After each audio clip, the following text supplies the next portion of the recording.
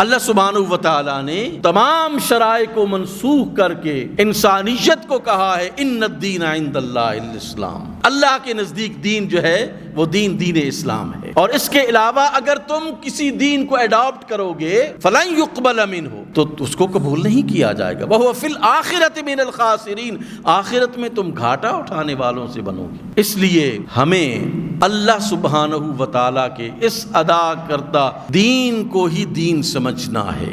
اگر کرسچینٹی یا یہودیت آج کے دور کا قابل عمل نظام ہوتا تو اللہ سبحانہ و تعالیٰ کسی اسلام کو پھر نہ بھیجتا۔ یہودیت اور عیسائیت ختم ہو گئے، ان کے جتنے بھی حلال و حرام ہیں وہ ختم ہو گئے ہیں۔ اللہ نے قرآن مقدس، قرآن حکیم کی صورت میں ایک نیا چارٹر دیا ہے، انسانیت کو رسول اللہ پر نازل کیا ہے۔ اس میں واضح طور پر بتا دیا کہ یہ حلال ہے اور یہ حرام ہے، یہ جائز ہے اور یہ ناجائز ہے۔ اللہ کے رسول صلی اللہ علیہ وآلہ وسلم نے بھی اپنی ارشادات میں فرمایا الحلال بین والحرام بین، حلال بھی واضح ہے، حرام بھی واضح ہے۔ ایک ایک چیز کو اللہ سبحانہ و تعالیٰ نے بہت کم چیزوں کو حرام قرار دیا ہے، باقی تمام چیزوں کو اللہ نے حلال قرار دیا ہے۔ تورات میں کیا حلال تھا ہم اس پر عمل نہیں پیرا ہو، تورات میں کیا حرام تھا ہمارا اس سے کوئی سروکار نہیں ہے، انجیل میں کیا حلال تھا کیا حرام تھا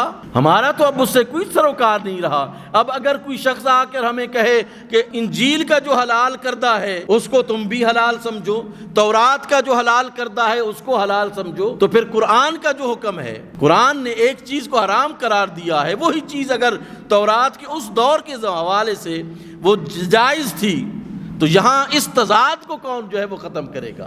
ابراہیم ایکارڈ کا نام لے کر آپ دنیا پر کنٹرول حاصل کرنا چاہتے ہیں، لیکن مسلمان کا مسئلہ، سب سے بڑا مسئلہ یہ ہے کہ ہم قرآن اور نبی کی سنت کے حلال کو حلال سمجھتے ہیں اور قرآن اور نبی کی سنت کے حرام کردہ چیزوں کو حرام سمجھتے ہیں۔ قرآن مجید فائنل ہے، اس کے علاوہ کوئی نہیں، یہ سب دھوکہ ہے۔ یہ مسلمانوں کو ایک چکی میں پیسنے کا ایک طریقہ کار ہے، ورنہ کوئی بھی کسی صورت میں بھی ایسا ملغوبات جو ہے وہ قبول نہیں کر سکتا۔ ہم صرف اور صرف قرآن کے ماننے والے ہیں۔ 14 صدیاں بیت گئی ہیں کہ اللہ نے ہمارے اس قرآن مجید کو محفوظ رکھا ہوا ہے، ایک ایک لفظ محفوظ ہے، ایک ایک آیت محفوظ ہے۔ اور میں اکثر کہا کرتا ہوں کہ دیکھیں مسلمانوں کو یہ اعزاز حاصل ہے، آج ہم اسی قرآن مجید کی تلاوت کرتے ہیں جس قرآن مجید کی تلاوت جناب رسول اللہ کیا کرتے تھے، وہی قرآن ہے، کوئی تبدیلی نہیں، سرے منہ کوئی تبدیلی نہیں ہے۔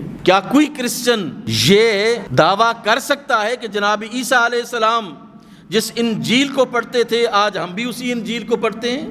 کوئی نہیں کر سکتا۔ کوئی یہودی یہ دعویٰ کر سکتا ہے کہ جس تورات کو جناب موسیٰ پڑھتے تھے اسی تورات کو ہم بھی پڑھ رہے ہیں؟ کوئی نہیں دعویٰ کر سکتا، اس لیے کہ انجیل کو آپ دیکھیں، انجیل جو ہے وہ جیپنیز زبان میں ہے، چائنا میں چائنیز زبان میں ہے، امریکہ میں انگریزی زبان میں ہے، مختلف ممالک کی انجیلیں مختلف زبانوں میں ہیں، لیکن پورے روئے زمین پر ایک جگہ آپ دکھا دیں کہ قرآن مجید جو ہے وہ عربی کے علاوہ آپ کو کوئی نظر آتا ہو، کہیں پہ بھی قرآن مجید عربی کے علاوہ آپ کو نظر نہیں ہوگا۔ آپ امریکنز کو دیکھیں، وہ مسلمان جو ہے وہ اسی قرآن مجید کو پڑھ رہے ہیں جس کی تلاوت ہم کر رہے ہیں۔ روئے زمین کے تمام مسلمان قرآن مجید اسی کو پڑھ رہے ہیں جو جناب رسول اللہ صلی اللہ علیہ وآلہ وسلم تلاوت کیا کرتے تھے، جناب خلفائے راشدین تلاوت کیا کرتے تھے، اہل بیت اطہار تلاوت کیا کرتے تھے، صحابہ کرام تلاوت کیا۔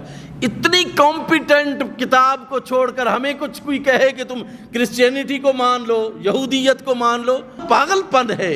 ہمارے پاس جو ہے کوڈ آف لائف ہے، ضابطۂ حیات ہے، قرآن و سنت کی صورت میں پورے روئے زمین پر آسمانی یا غیر آسمانی جتنے بھی مذاہب ہیں اس سے زیادہ کمپیٹنٹ کسی کے پاس نہیں ہے۔ اس لیے ہم دنیا کو ہمیں بجائے اس کے کہ یہ دعوت دینی چاہیے کہ وہ تو تمہارا سسٹم ختم ہو چکا ہے، آج کی دنیا کے تقاضے قرآن مجید پورا کرتا ہے، رتب و یابس کو قرآن مجید بیان کرتا ہے۔ ہر چیز کا ذمہ دار اللہ سبحانہ و تعالیٰ نے انسانی زندگی گزارنے کے لیے قرآن مجید کو قرار دیا۔